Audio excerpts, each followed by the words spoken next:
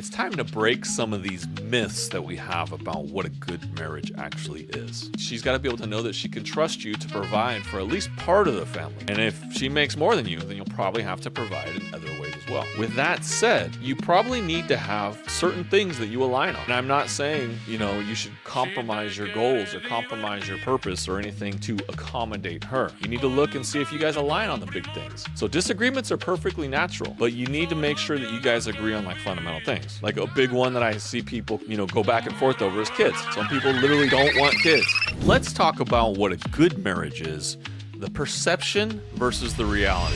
It's time to break some of these myths that we have about what a good marriage actually is. One of the very common perceptions of a good marriage is a steady income. This is true. You gotta have a steady income. She's gotta know that you're reliable. Maslow's basic hierarchy of needs. She has to know that her safety and security is going to be perfectly okay. She needs to know that you are going to be able to provide for the family. As a man, our role is to provide. Deal with it. It's not her role to provide. She'll provide if she has to because you're not making enough. You could be hitting like a rough patch, or maybe just not making enough money, and that's okay. That's not the end of the world. We're living in a different time now than we used to. Women are in the workforce, and that's perfectly okay. But you need to have a steady income. She's got to be able to know that she can trust you to provide for at least part of the family. And if she makes more than you, then you'll probably have to provide in other ways as well. Me personally, I would prefer, and the men that I work with, I would prefer that they provide enough so she doesn't have to work. She's able to work. If she wants to work and be a boss or whatever she wants to do, she has really big career ambitions, that's fine. But she doesn't have to work. Most women, if they have the opportunity, they will not work if they don't have to. Or they'll do something that they're really passionate about instead of just working some menial, W-2 job that she's not really that inspired by. You want her to do something that she's really passionate about. Because as a human, that's when we really thrive, is when we're working towards something that we're really passionate about. One of the myths that I often see with relationships is minimal fights. You'll see people talk about this all the time. They'll say, oh, we never fight. Yeah, you never fight. Why do you never fight? This is a complete myth. You should be having disagreements. Am I saying you're going to disagree on everything? No, not at all. But she is a unique person. You are a unique individual. You guys are going to have disagreements. It is inevitable. You are going to disagree on things, and that's okay. There's nothing wrong with that. You need to be able to see eye to eye, see each other's side, support each other, and then be able to come to some sort of rational conclusion with each other. This is what adults do. They have disagreements. You see things differently than your parents. You see things differently from your kids. You see things differently from family members, friends, from everyone. So why would you expect that you wouldn't see anything differently from your partner? With that said, you probably need to have certain things that you align on. And I'm not saying, you should compromise your goals or compromise your purpose or anything to accommodate her. You need to look and see if you guys align on the big things. And this is what I often help guys work through. And I've had clients come to me. They had A, B, C, D. Like one guy was dead set on opening a business, and his girl was dead set. They were only dating, but she was dead set. She wanted to have him have a consistent and safe income, but he was dead set on that, right? He was dead set on having a business. He did not want to have a consistent and safe income. Now, I told him, I was like, well, why does she do this? Because we dug a little bit deeper. And then we realized that he hadn't had a consistent business until we started working together. And he didn't have any consistent income. So that was why she wanted to have him go get a job. Makes sense. But once we started working together and he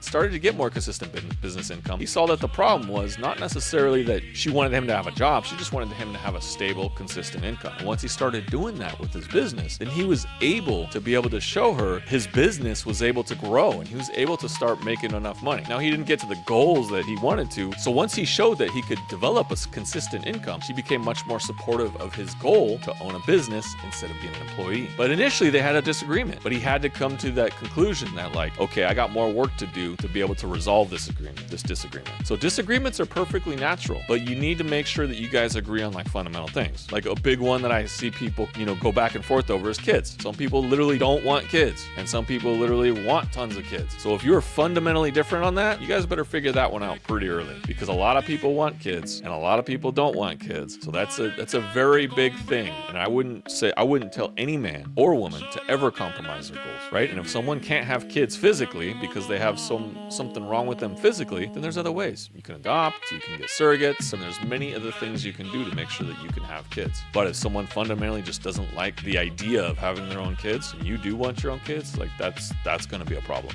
You know, other than a couple like very large things like that, you're going to have day-to-day disagreements, and that's okay. Let's talk about the bedroom time. So when you have bedroom time, a lot of people think, oh, every 2-week relationships, typically every 2 weeks, every 3 weeks, every 4 weeks, you know, once a month, a couple times a year. That is not normal. Normal would be several times a week, 2 or more. I would say that would be considered normal. If you're having less intimate time than 2 times a week, you should probably seek some help before it's too late. If it's less than once a month, that's not going to last forever. Eventually, one of you are going to stray, one of you are going to start looking other ways for other things. They're going to look for some sort of outlet somewhere. Less than once a month in a relationship is not healthy. Less than once a week in a relationship is not healthy. Am I not saying you'll have dry spells on occasion? Yeah, sure. You might go like a week and a half, maybe 2 weeks, and then you might have it 3 or 4 times. So it averages out to 1, 2, 3 times a week. Some people want it every single day. Some people want it 2 to 3 times a week. I would say at minimum, if you're not doing at least 2 times a week, at bare minimum, once a week. But you guys better be super busy, super duper busy. To be honest, she should be coming to you as the man. I'm not talking to women specifically, but I'm talking to men. Like, she should be coming to you and wanting at least once a week, maybe twice a week. And they're a lot more subtle about it. They're usually not as forthright about wanting it. Less than once a week, you know, once a month, once every few months, that is a problem. And that you're just setting yourself up for disaster the longer you wait to fix it.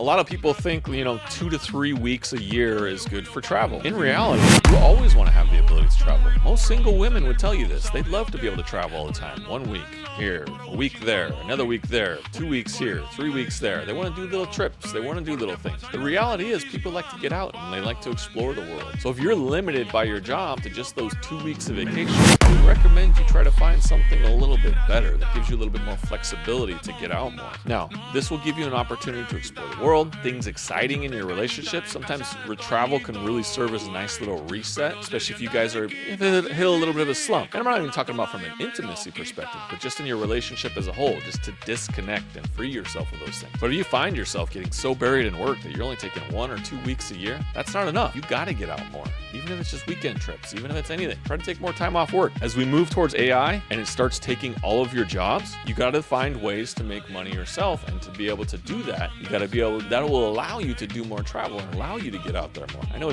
people say it's easier said than done, but you can create a 6-figure salary within less than 12 months that does not rely on a job, because most of the jobs, you know, this included, I'm sitting here in front of a computer typing away and doing things on occasion. Any job that requires you to sit in front of a computer will probably be replaced in the next 2 to 3 years. You got to move fast. This is what I talk about in my group, in the communities. I'm in several communities. They talk about this on a regular basis. The time to make money right now. So there's a couple things that we covered. I want you to understand, like, very, very rare intimacy is not common. Several times a week at minimum. You should always have an accelerating income, a steady income. You want to show her that you're ambitious, and not that you're someone that talks about goals, but that you actually work towards and start building them. And you're taking actionable steps to get closer to your goals. You're not just a guy that just kind of like runs his mouth. Oh, I'm going to do this one day. I'm going to do this one day. She'll put up with that for a period of time. You have to actually show that you're working towards goals and something greater for the both of you.